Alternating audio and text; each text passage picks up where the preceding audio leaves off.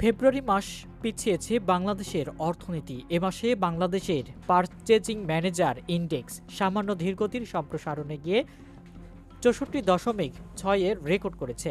একই সঙ্গে অর্থ বছরের অষ্টম মাসে এসে এসব প্রমাণ অর্থনৈতিক খাত সম্প্রসারণ সূচক প্রকাশ করেছে। Metropolitan chamber of commerce and industry এবং পলিসি এক্সচেঞ্জ বাংলাদেশ পিএমআই ফেব্রুয়ারি মাসের রিপোর্ট গতকাল রবিবার প্রকাশ করেছে।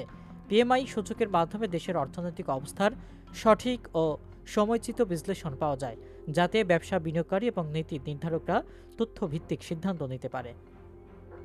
পিএমআই এর ফেব্রুয়ারি মাসের সূচক আগের মাসের তুলনায় ১.১ পয়েন্ট কমে কিছুটা ধীর সম্প্রসারণের হার ৬৪.৬ রেকর্ড করেছে।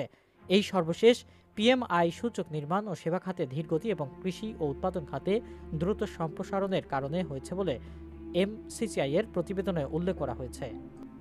কৃষি খাতে টানা ৫ মাসের সম্প্রসারণ হয়েছে। অন্য খাতগুলোর তুলনায় এটি সবচেয়ে বেশি সম্প্রসারণ হয়েছে। নতুন ব্যবসা, ব্যবসায়িক কার্যক্রম, ইনপুট খরচ এবং অর্ডার ব্যাকলগ সূচকের দ্রুত সম্প্রসারণ রেকর্ড হয়েছে। কর্মসংস্থান সূচক ধীর সংকোচের হার প্রকাশ করেছে ফেব্রুয়ারিতেই। উৎপাদন খাত টানা ৬ মাসের সম্প্রসারণ বজায় রেখেছে। এই খাত দ্রুত সম্প্রসারণ হার প্রকাশ করেছে। নতুন অর্ডার, কারখানার উৎপাদন, ইনপুট ক্রয় এবং সরবরাহকারী ডেলিভারি সূচকের দ্রুত সম্প্রসারণ রেকর্ডও হয়েছে। তবে নতুন রপ্তানি, সমাপ্ত পণ্য, আমদানি এবং কর্মসংস্থান সূচকের ধীর সম্প্রসারণ রেকর্ডও হয়েছে। অর্ডার ব্যাকলগ সূচক দ্রুত সংকোচনের হার প্রদর্শন করেছে।